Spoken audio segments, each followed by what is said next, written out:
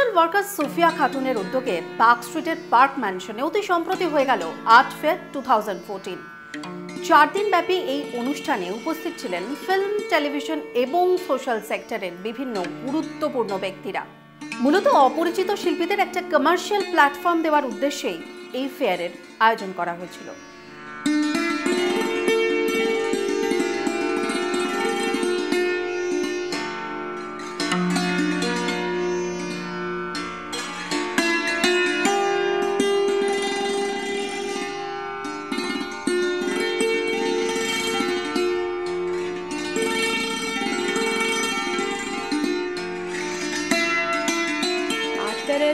মূল উদ্দেশ্য ছিল কি আর্টিস্টরা অনেক সুন্দর সুন্দর কাজ পারে, কিন্তু একটা প্ল্যাটফর্ম পায় না।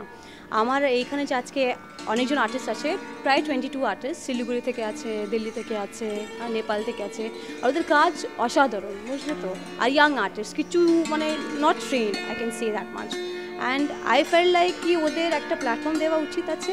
আর এরকম একটা প্ল্যাটফর্ম যেখানে শুধু ওরা ফোকাস থাকবে আর কেউ না, বুঝলে। বিকজ মোস্টলি কী হয়, অনেক আমি দেখেছি এক্সিবিশন যারা কিউরেট করেন শুধু ফোকাসটা হয় টাকার উপর, কিন্তু আমার সেটা ফোকাস না। আমার ফোকাস হচ্ছে আর্টিস্টের উপর। আমি কত ভালো করে আর্টিস্টকে প্রমোট করতে পারি আর কত বলে ওদের কাজটা মানুষকে দেখাতে পারি। মানুষটা কাজ দেখাবো, আর মূল উদ্দেশ্য হচ্ছে কাজ দেখাবার পর ওদের একটা সাহায্য করা। বিকজ আর্টিস্টের লাইফ খুব ডিফিকাল্ট হয়, যদি একটা আর্ট থেকে ওদের কিছু আয় আসে তবে আমি ভাবি সেটা আমার কাজটা শেষ হয়েছে সেইখানে। অরুন্ধতী, তুমি যে ছবি এঁকেছো, কী ধরনের ছবি আঁকতে তুমি পছন্দ করো? আমি ছবি বেসিক্যালি সব রকম মিডিয়ামেরই করি। অ্যান্ড আমি recently I am working on wild life, সব কিছু পশু পাখিদের উপরে ছবি আঁকতে ভালো লাগে। তো ইউ ক্যান সি এখানে যত বার্ড আছে, অ্যানিমেল আছে, রাইট নাও আমি ওটা পেন অ্যান্ড ইঙ্ক করছি, ওয়াটার কালারে করছি, অ্যাক্রিলিকে করছি। এই যে তুমি আজকে এখানে পার্টিসিপেট করেছো, তো এই পার্টিসিপেটের মধ্যে দিয়ে তোমার উদ্দেশ্যটা কি, কেন পার্টিসিপেট করলে? Participate I am lucky to meet with Sufia থেকে আমি কন্ট্যাক্ট পেলাম। তো আমার মনে হয় যে আমি এখানে এক্সিবিট করতে পারছি আমার কাজগুলো। আমি মানে ভালো লাগছে এখানে দেখে যে আমি আমার কারেকশানটা বুঝতে পারছি, লোকে অ্যাপ্রিসিয়েট করছে, সেটা আমার ভালো লাগছে। তো এর থেকে আমার ইমপ্রুভমেন্ট তো হবে, সেটা ডেফিনেটলি দ্যাটস হোয়াট, এটা থেকে আমার প্রফিট। সোশ্যাল কজটা তো প্রায় বছর সবসময় হতেই থাকে।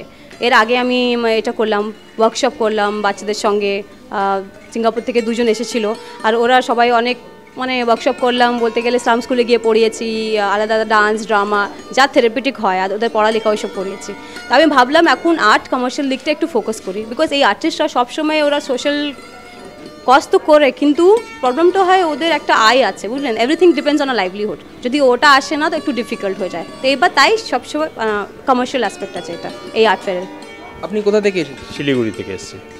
শিলিগুড়ি থেকে কলকাতায় এলেন, এখানে এসে ছবি এক্সিবিশনে পার্টিসিপেট করছেন, কীরকম লাগছে আপনার? ভীষণ ভালো, ভীষণ ভালো। এরকম একটা মানে সুযোগ করে দেওয়ার জন্য সত্যিই খুব মানে ভালো মনে হচ্ছে।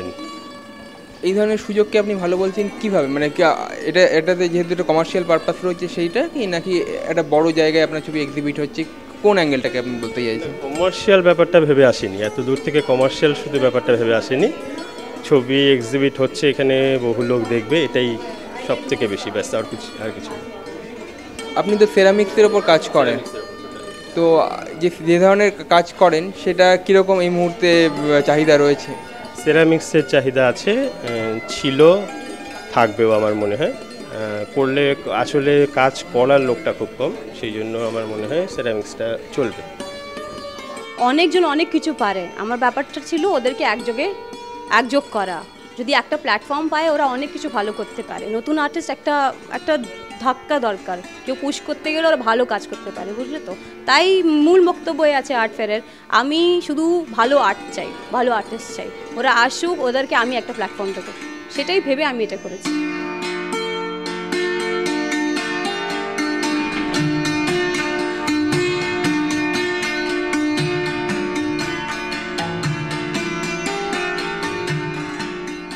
আপনি যে আর্ট এক্সিবিশনে এসেছেন, তো ইয়াং ট্যালেন্টদের নিয়ে যে এক্সিবিশন কীরকম লাগছে আপনার?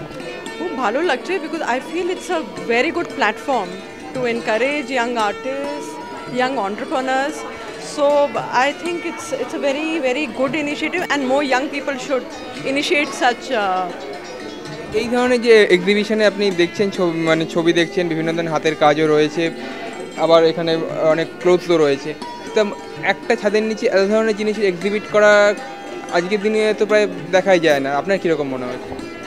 I think, it's work that has not been, like highlighted.